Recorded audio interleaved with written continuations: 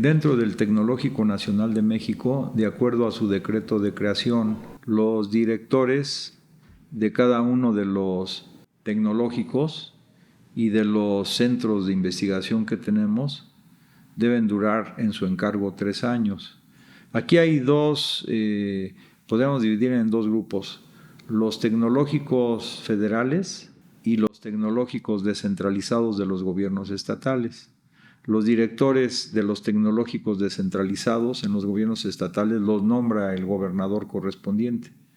Ahí son 122 institutos tecnológicos. Y los institutos tecnológicos federales los nombra el subsecretario de Educación Superior a propuesta del director general, en este caso de un servidor. Entonces duran en su cargo 3 años.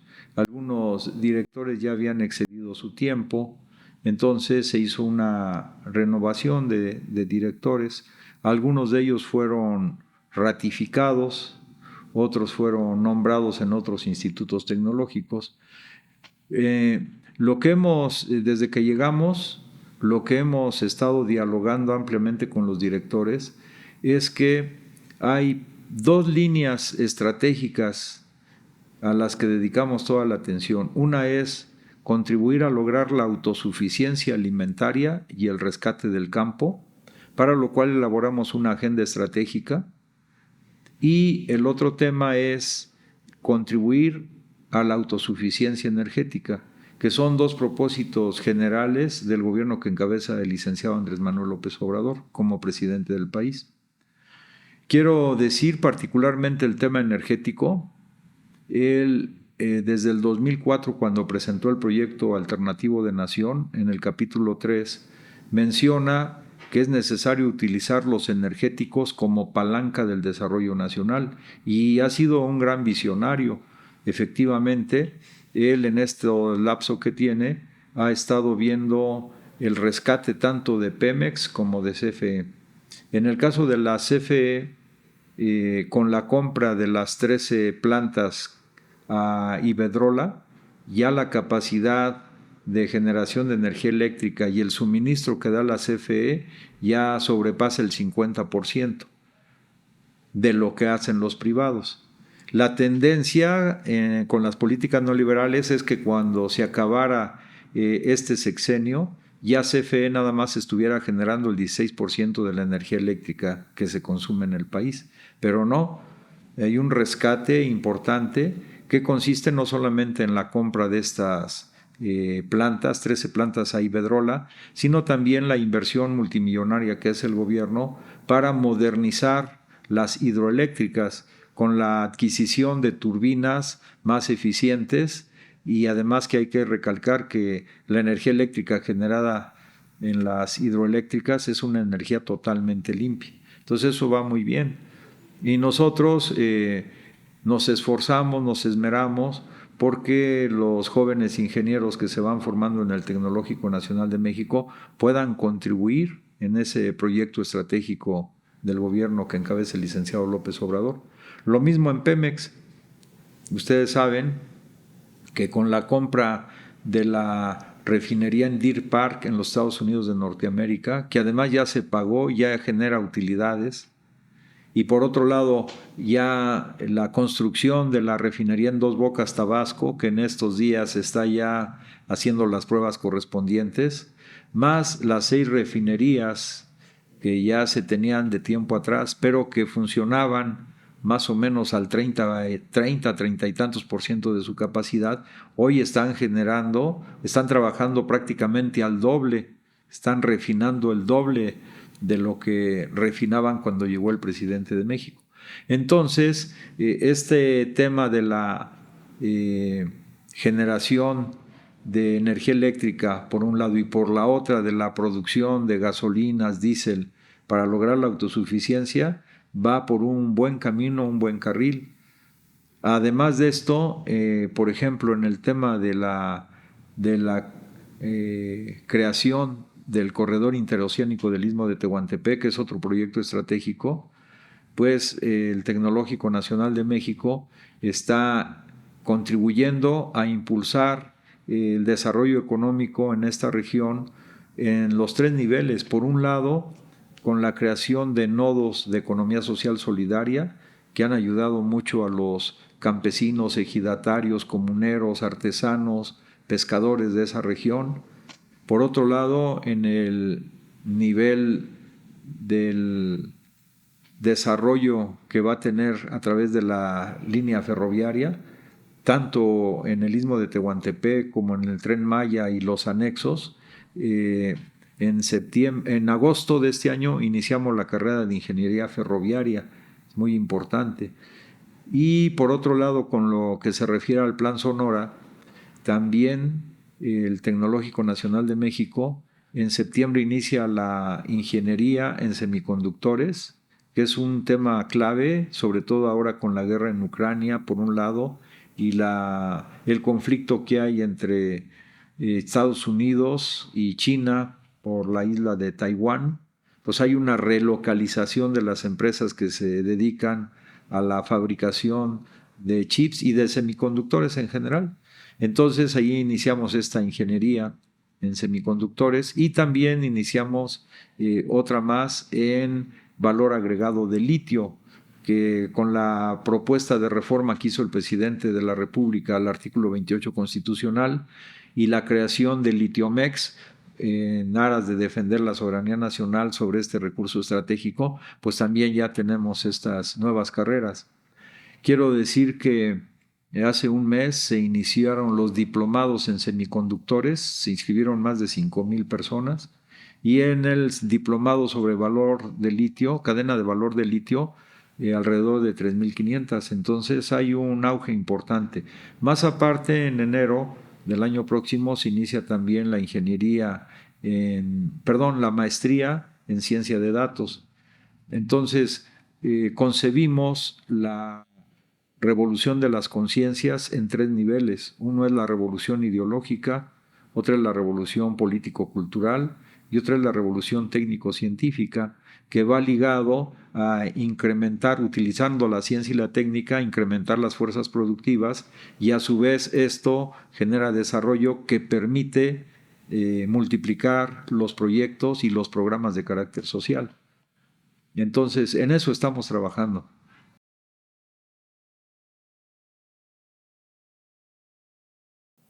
Sí, efectivamente, por ejemplo, en el periodo neoliberal, en Europa y sobre todo en Estados Unidos, se privilegiaron las transacciones financieras, o sea, el capital especulativo. En cambio, China pues privilegió la inversión productiva, tanto en el campo como en la generación de infraestructura, sobre todo con ese gran proyecto que tienen de la Ruta de la Seda, que abarca 3 rutas, es por el Ártico, por tierra y por el mar. Entonces son inversiones multimillonarias, pero son inversiones aeropuertarias, ferroviarias, de carreteras, de logística en puertos y aeropuertos, etc. La India, por ejemplo, desarrolló mucho la inversión productiva en el tema de software, o sea, ahora a nivel mundial son muy reconocidos.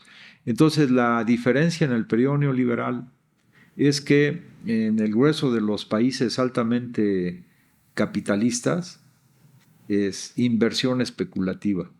Estados Unidos en ese tiempo sacó de su territorio muchas empresas, digamos la automotriz, por ejemplo, eh, la de semiconductores, otras más, y esos países de Asia sobre todo, que lo mismo es China, que la India, Rusia, Pakistán, Turquía incluso, etcétera, más se orientaron hacia la inversión en infraestructura y en las nuevas tecnologías como semiconductores, entre otras.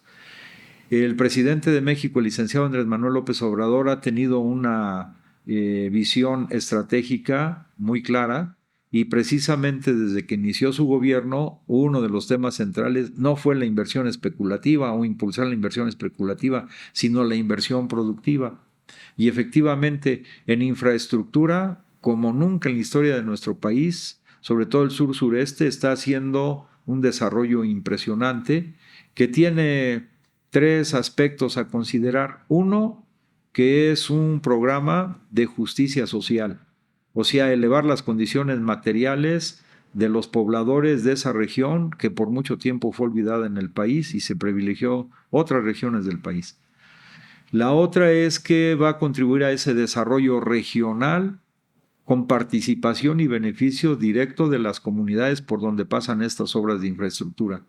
La segunda es que va a tener un impacto también a nivel nacional porque va a ayudar a incrementar el Producto Interno Bruto del país, entre otras cosas. Y la tercera es que va a ser un corredor, digamos, de importancia internacional, sobre todo porque permitirá que los productos que llegan de Asia a través de este corredor, del corredor interoceánico del Istmo de Tehuantepec, puedan llegar a la costa este de los Estados Unidos de Norteamérica. Eso es importante para el desarrollo del comercio mundial. Hay que recordar que el presidente de México ha dicho que si la tendencia que se originó en el periodo neoliberal sigue así, para el año 2050 se estima que China tendría el control de aproximadamente el 64% del comercio mundial y Estados Unidos solo entre el 4 y el 10%. Por eso el presidente ha insistido en la integración de América del Norte, que no se contrapone con la integración de Latinoamérica y el Caribe, más bien son acciones complementarias. Entonces estamos trabajando en esos. También en el Tren Maya, hay que destacar, por ejemplo, que el Instituto Tecnológico Superior de Escárcega, allí es el cruce de 3 líneas del Tren Maya, y también precisamente allí y en Cancún y en esa región se va a iniciar la carrera en ingeniería ferroviaria también. ¿Usted ha ido a ver, ha tocado ver como lo que está haciendo ahí en el sureste, para el Tren Maya? Sí, hemos ido varias veces ahí a ver la obra del Tren Maya, además porque en esa región hay varios institutos tecnológicos. Entonces, pues es una obra impresionante. Y además que el día de hoy, precisamente, bueno, en estos días, eh, ya se anuncia la salida del primer tren que se produjo en Hidalgo, en Ciudad Sagún, hacia la zona del Tren Maya. Bueno, pues es que es una obra de ingeniería extraordinaria y también el tiempo de ejecución de la misma es impresionante.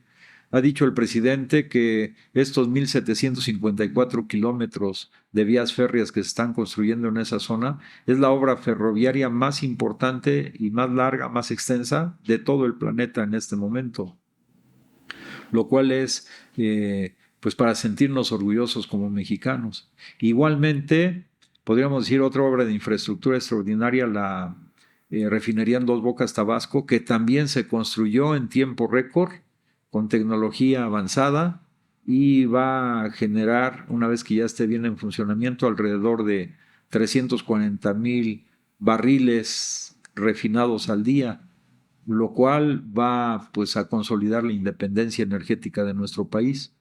Y así podríamos decir también de el corredor interoceánico del Istmo de Tehuantepec, donde decía yo, aparte de la beneficiar el comercio internacional, también se están desarrollando a lo largo del Istmo de Tehuantepec por parte del Tecnológico Nacional de México decenas de proyectos de acuacultura, por ejemplo, y también la creación de los nodos de economía social solidaria que beneficia a artesanos que ya están produciendo artículos de exportación de alta calidad.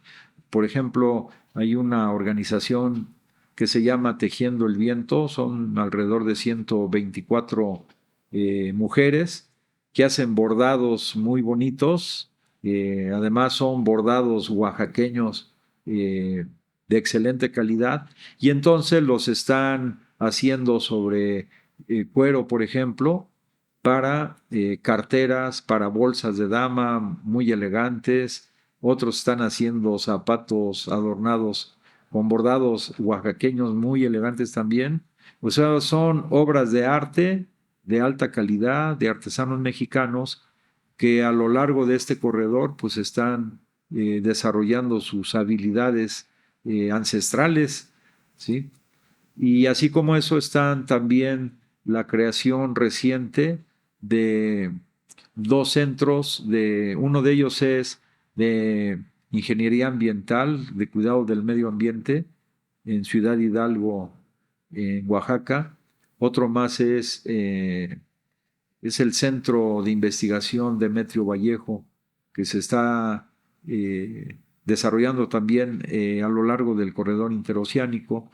Y en los extremos, tanto en Coatzacoalcos como en Salina Cruz, hay dos institutos tecnológicos que están desarrollando de manera intensiva, particularmente en Salina Cruz, la construcción de criaderos de tilapia por un lado y de camarón blanco por el otro, y lo mismo en Coatzacoalcos, además de que se va a desarrollar ahí en esa región también carreras relacionadas con la ciencia de datos y estamos viendo desde la cuestión agrícola, la cuestión forestal, la cuestión acuícola, la cuestión apícola en todo ese terreno, hasta las ciencias avanzadas, modernas, tanto cuestión ferroviaria como ciencia de datos, industria 4.0, inteligencia artificial, etcétera.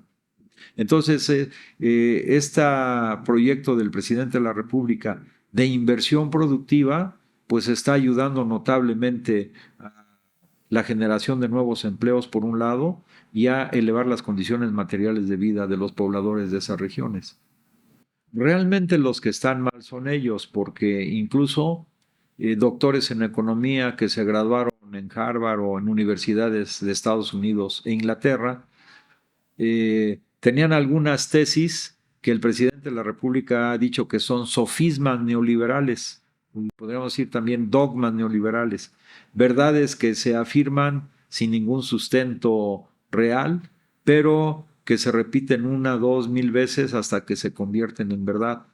Por ejemplo, estos grandes especialistas decían que el aumento de salarios era inflacionario. Entonces no había que aumentar los salarios porque eso era generación de inflación. El presidente de México ha mostrado de manera muy clara que el aumento salarial no necesariamente tiene que generar inflación, pues ya vimos que en la frontera norte el salario mínimo aumentó al doble, que el salario mínimo hasta antes del nuevo aumento, pues ya ha aumentado 70% en el periodo que gobierna el licenciado López Obrador y no ha generado efectos inflacionarios. La inflación que hoy existe en México no es un fenómeno de México, es un fenómeno internacional que se agudizó sobre todo por la guerra en Ucrania y además por el COVID en primera instancia y luego por la guerra en Ucrania, porque Ucrania y Rusia son países que son altamente productores de alimentos, particularmente de granos, entonces, y de fertilizantes. Entonces eso tiene una repercusión, pero es mundial.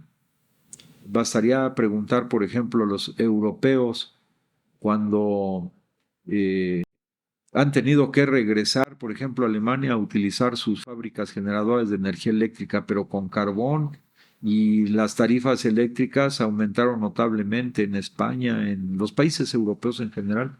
Entonces, esas políticas que prevalecieron en el periodo neoliberal, buena parte de su argumentación era engañar al pueblo para mantener altas ganancias para las grandes empresas transnacionales.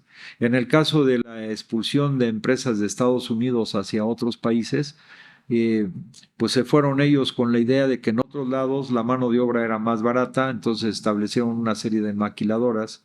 Y sí, ellos en general pues piensan en aumentar sus ganancias y efectivamente hubo mano de obra. Por ejemplo, en México llegó a ser la mano de obra más barata en todo el planeta. Ahora, con la firma del Tratado de Estados Unidos, México, Canadá, pues la situación cambia.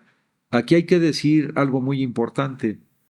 Este tratado se concibió dentro del marco del neoliberalismo global y Estados Unidos, los gobiernos o sus representantes de Estados Unidos, Canadá y México, cuyo representante era Guajardo, que era el secretario de Economía del gobierno de Peña Nieto, pues ellos ya habían elaborado toda una propuesta de tratado entre los tres países, pero con una orientación totalmente neoliberal. Aquí podríamos decir que algo extraordinario fue que se cruzó el 1 de julio del 2018, gana la presidencia de México el licenciado Andrés Manuel López Obrador, y entonces el propio gobierno de Estados Unidos, Donald Trump, pues invitan a que el presidente electo de México, licenciado Andrés Manuel López Obrador, envíe un representante a las negociaciones del Tratado de Estados Unidos-México-Canadá. Y el representante del licenciado López Obrador, pues se da cuenta, por ejemplo, que el capítulo 8 del Tratado de Estados Unidos-México-Canadá, que constaba de alrededor de 100 cuartillas, comprometía la soberanía energética de nuestro país y era sujetarnos, casi esclavizarnos a las determinaciones que se tomaran en el extranjero sobre la política energética del país. Entonces el presidente de México fue muy claro, el presidente electo en ese momento. Y fíjense lo extraordinario, no era el presidente en funciones, era el presidente electo, pero ese gran respaldo popular pues permitió, y además de la habilidad del presidente de la República y su patriotismo, que ese capítulo, si ustedes lo ven, es el capítulo 8 del Tratado Estados Unidos-México-Canadá, un capítulo actualmente nada más consta de media cuartilla, o sea, se echó abajo todo lo que habían negociado el representante Peña Nieto, de tendencia neoliberal totalmente, y fue sustituido, repito, por media cuartilla, donde se garantiza la soberanía energética de nuestro país y el respeto a que México puede cambiar en el momento que el pueblo lo decida su orden constitucional. Eso está en el Tratado de Estados Unidos-México-Canadá, pero fue por la persistencia, el patriotismo del licenciado Andrés Manuel López Obrador. Entonces, y además esto es congruente, como les decía hace rato, con el capítulo 3 de su libro, Proyecto Alternativo de Nación, de utilizar los energéticos como palanca del desarrollo nacional. En este tema, finalmente, es importante hacer notar que desde que llegó el presidente de la República no ha habido aumento en la tarifa de energía eléctrica. El aumento que hay, como él lo dijo desde el principio, es solamente lo que compensa la inflación. O sea, no hay aumento de energéticos. Y adicionalmente eso, a diferencia de los doctores en economía que apuntalaron el modelo neoliberal, tampoco se ha creado nuevos impuestos, ni ha habido aumentos de impuestos de manera real, en términos reales.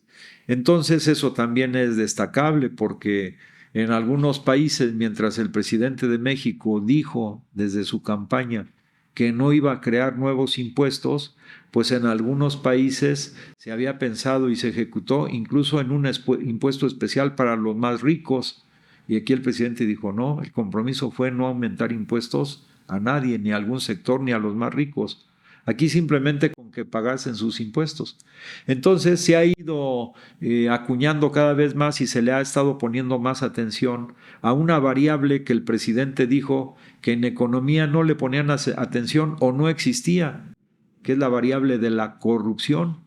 Entonces, atacando la corrupción, que también el presidente ha dicho que es el mal principal de nuestro país, pues se han hecho ahorros significativos.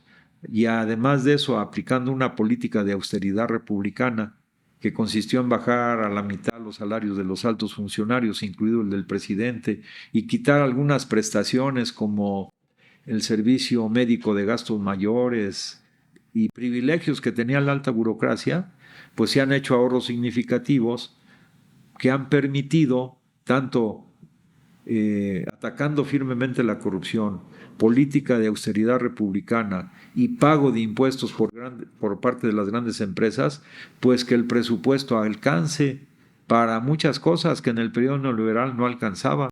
Por ejemplo, en el estado de Oaxaca, también esta es una lección para los neoliberales, el gobierno encabezado por el licenciado López Obrador entrega directamente los recursos a las comunidades para que construyan sus caminos que una su comunidad con la carretera más cercana o federal o autopista incluso. Esos recursos se dan a la comunidad los administra, la comunidad construye los caminos y el resultado es que han sido caminos no de asfalto, que muchas veces con la primera lluvia fuerte se destruían nuevamente, sino de concreto, obras de arte, algunos de ellos, y además han sobrado recursos. Si hubiera dado, como en el periodo neoliberal, contrato a compañías extranjeras, bueno, además de que sobran recursos, se utiliza mano de obra de los pobladores de la región. Si hubiera sido de otra forma, pues sería contratar una empresa extranjera o una empresa nacional de las grandes empresas, que a lo mejor el costo lo triplicaría, no sería de la calidad de concreto, sino de pavimento. Se contrataría personas de otros lugares del país con salarios bajos y parte de sus ganancias pues, se las llevarían fuera del país, seguramente a los paraísos fiscales, algunas de ellas. Entonces, estas medidas del presidente de confiar en el pueblo, de dar los recursos directos al pueblo, ha roto esos sofismas o dogmas neoliberales.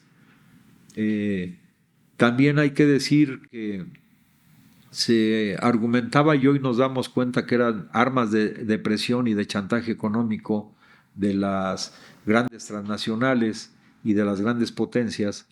Se decía que a la llegada del presidente de la República, el licenciado López Obrador, el dólar se iba a disparar.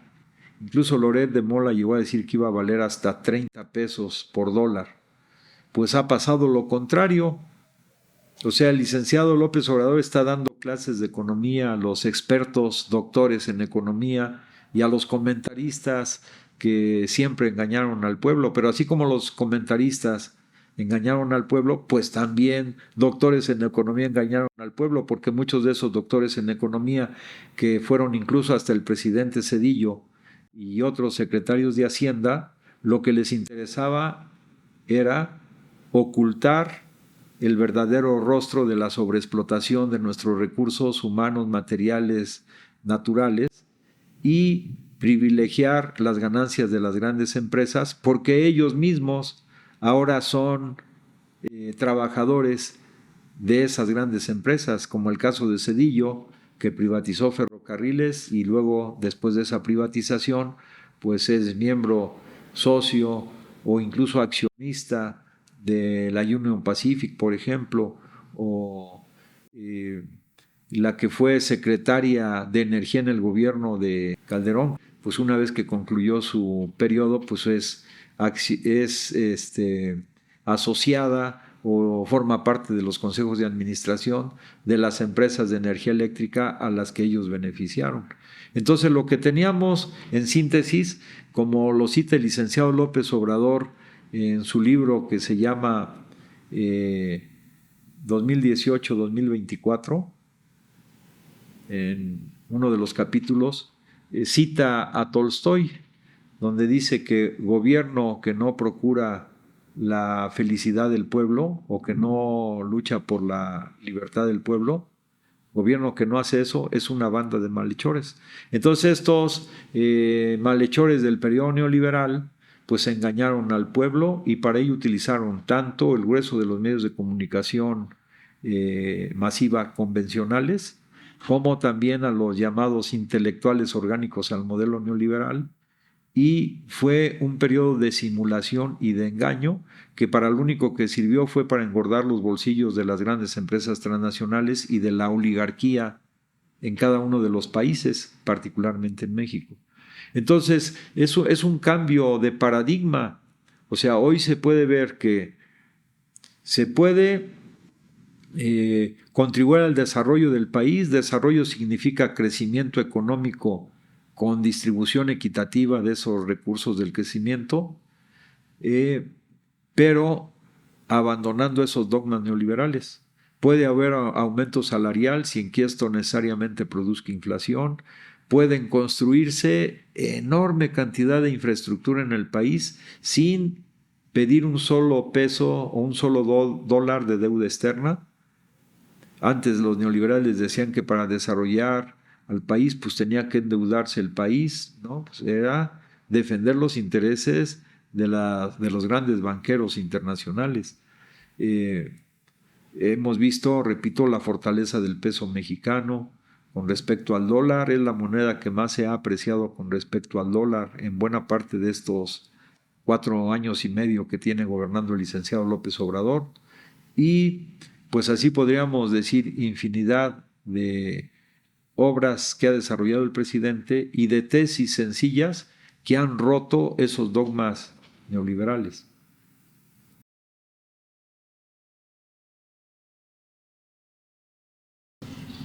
Bueno, ahí habría que considerar 3 aspectos: el ideológico, el político y el económico. En el terreno económico, las grandes empresas han sido beneficiadas. Por ejemplo, el presidente de la República ha dicho que en el año pasado, en el 2022, la banca nacional, que es privada casi en su totalidad, tuvo ganancias por 230,000 millones de pesos como nunca en la historia. Entonces, bajo este gobierno que ellos catalogan de populista, pues la banca, que es una de las bancas más usureras a nivel mundial, ha tenido ganancias extraordinarias. Entonces, desde el punto de vista económico, este gobierno, repito, que le dicen populista, pues ha beneficiado también a los grandes banqueros. Lo que ha hecho el gobierno es que paguen sus impuestos como debe ser, que las ganancias se moderen, que las tasas de interés sean menores, que haya más facilidades a la gente, y aún con eso sus ganancias han sido las más grandes históricamente hablando. Luego, los grandes tiendas comerciales, ¿no?, como Walmart, Soriana, también sus ganancias en este gobierno populista, entre comillas lo digo, han tenido ganancias impresionantes. Tan solo Walmart, el año 2020 de la pandemia, sus ganancias con respecto al año anterior fueron del 8% más. ¿Cómo se explica eso? Pues como el presidente ha dicho, esos grandes programas sociales que benefician a la gente no los ahorra, va a comprar lo que necesita. Y pues ahora pasa al revés. En el periodo neoliberal nos decían que la riqueza hacia arriba salpica hacia abajo. Ahora es estos programas sociales y esta mejor capacidad de adquisición de las personas salpica a las grandes empresas, en este caso Walmart y Soriana y demás, ¿no?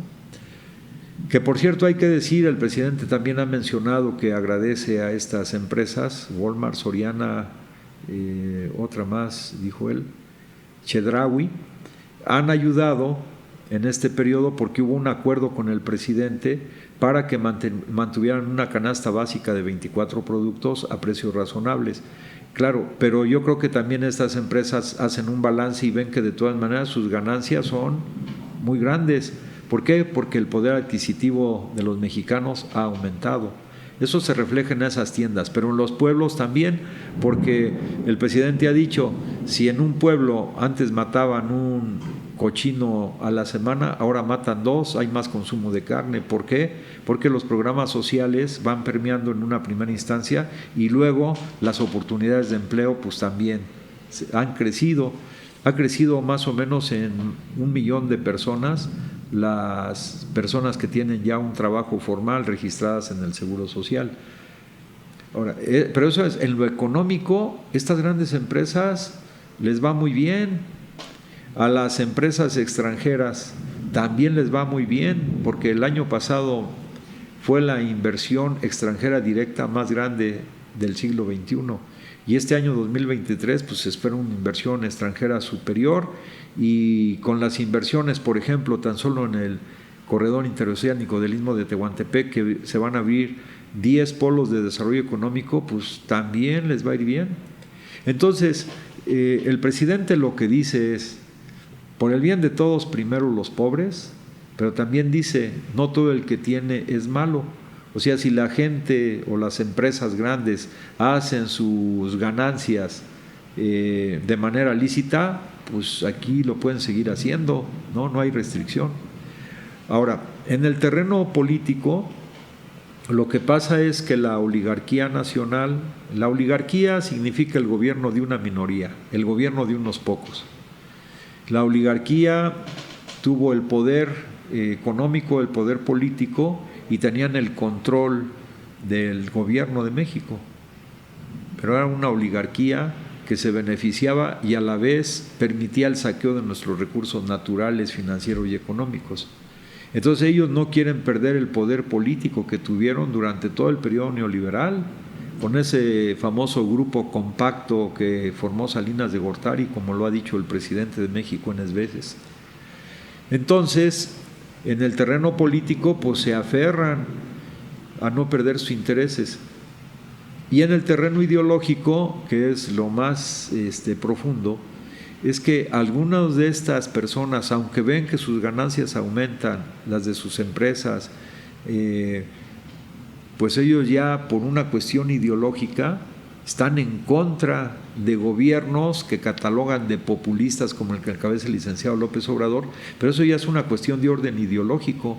Entonces, por encima de sus intereses económicos de algunos de ellos, aunque pareciera contradictorio, está su posición ideológica cerrada, como es la que encabeza Claudio X González ahora, que se ha convertido en el gerente de un movimiento donde los partidos políticos que lo componen pues se han subsumido o han sido absorbidos por la dirección de un gerente. Ahí sí hay un cambio que tienen ellos que poner cuidado. Ya no son los dirigentes políticos, sino son los gerentes políticos, ¿no?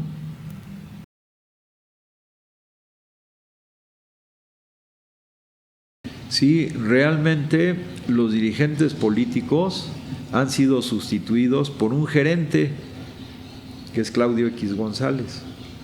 Así es, pero eso ha pasado porque hay una degradación política.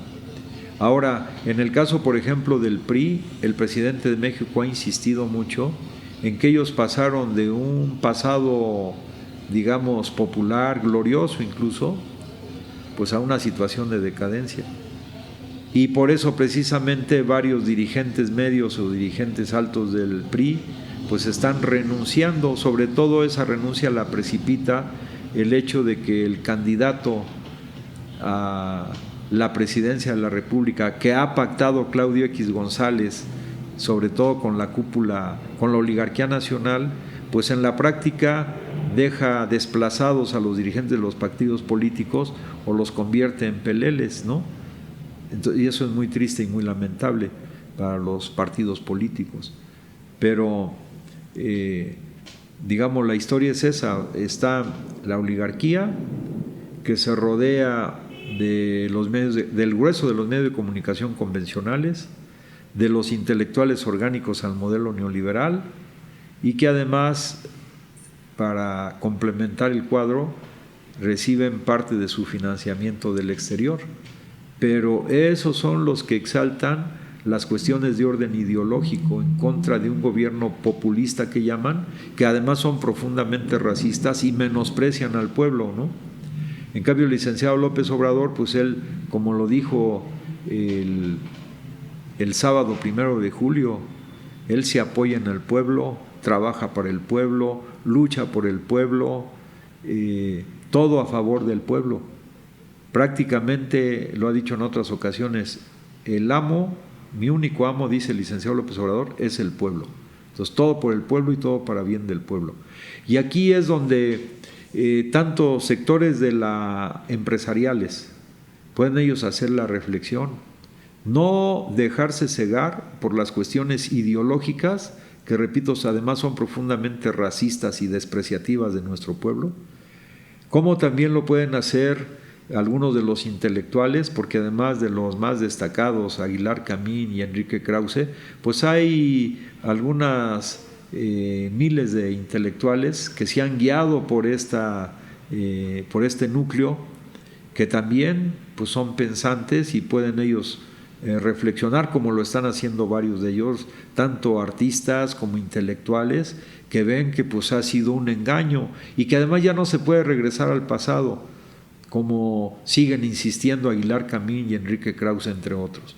algunos comentadores o comentaristas, perdón, de radio y televisión, pues también yo he notado que están haciendo algún esfuerzo por romper esos esquemas viejos, pero ahí ellos van valorando entre la cuestión de los recursos económicos que puedan recibir para seguir golpeteando al gobierno de López Obrador, o pues ir viendo que esa línea ya no tiene ninguna perspectiva y que hay que abandonar mejor tanto ciertos privilegios económicos como el engaño que se hace al pueblo por una nueva realidad que cada vez que pasa el tiempo se va imponiendo, porque ellos también deben saber a estas alturas que después de 4 años y medio, casi 5 años de golpeteo sistemático permanente contra el presidente de la República, pues la popularidad del presidente sigue en alrededor del 70%, y hasta por un análisis estadístico o matemático debieran ver que eso ya no baja, a pesar de todos los ataques.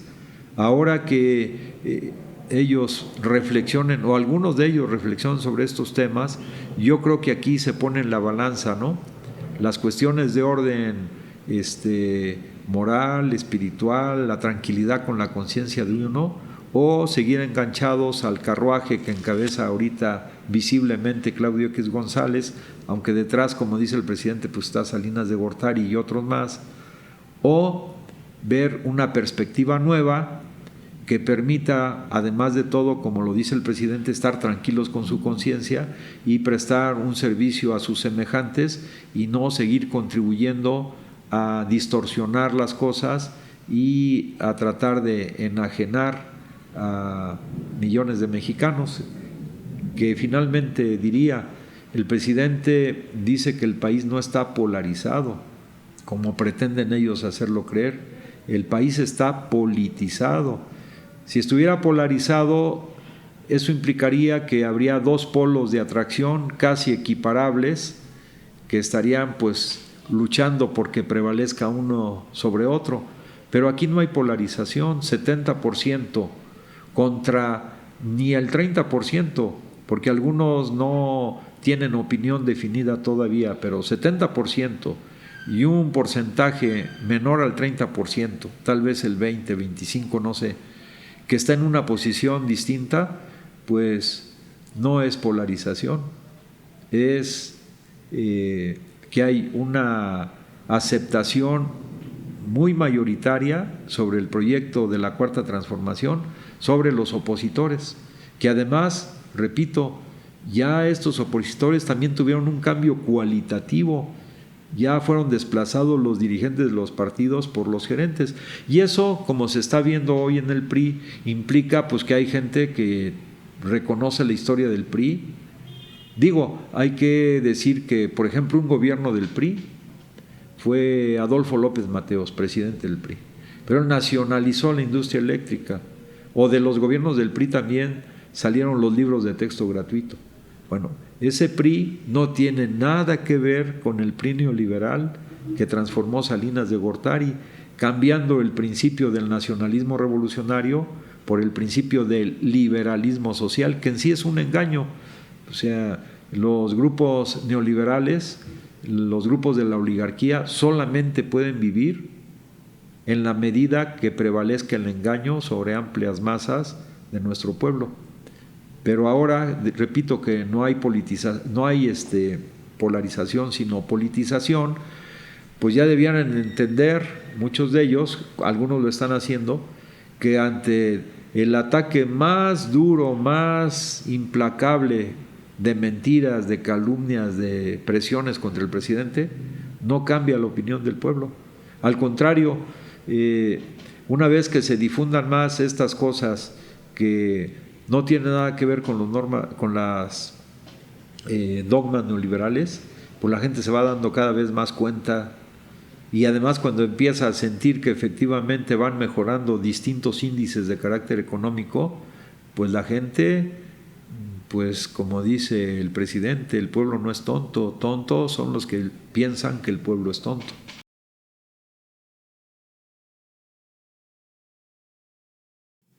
Bueno, el presidente ha dicho que debe haber cambio con continuidad, y ese cambio con continuidad se refiere a que debe continuar y entiendo yo también profundizarse la cuarta transformación. Es decir, el presidente está encabezando un movimiento extraordinario que ha hecho historia en nuestro pueblo y que va a perdurar por largos años. Entonces ahora lo que sigue, desde mi punto de vista, como él lo ha dicho, es un cambio con continuidad. Él también en estos días ha hablado mucho del tema de la lealtad y él ha hecho hincapié en que la lealtad es al proyecto, no a las personas como tal. Claro, cuando hay una persona que encabeza un proyecto y que ese proyecto ha sido incluso elaborado, diseñado, promovido, enriquecido por él, como es el caso del presidente, pues la lealtad está al proyecto, pero también a la persona que está encabezando ese proyecto. O sea, hay una tela delgada, un límite delgado. Pero aquí el presidente pues es una persona excepcional, o sea, es extraordinario porque ha sido muy congruente con lo que dice y con lo que hace. O sea, en estos momentos, como él dice, de definición, él está bien definido. ¿Y qué sigue? Pues continuar con la cuarta gran transformación, que quien suceda al presidente de México tenga, por decirlo así, tatuados los principios de la cuarta gran transformación. ¿Como cuáles? Como por el bien de todos, primero los pobres, que ha sido la divisa del presidente desde hace varios lustros atrás. Una. Otra que él repite mucho es: no puede haber gobierno rico con pueblo pobre. Y otra más es que el poder se convierte en virtud cuando se pone al servicio de los demás. Tres principios fundamentales. Y lo que él dijo en estos días también, dos pensamientos de dos extraordinarios oaxaqueños, Benito Juárez y Ricardo Flores Magón: con el pueblo todo, sin el pueblo nada. Y solo el pueblo salva al pueblo. Fíjense, son las máximas de este gran movimiento transformador.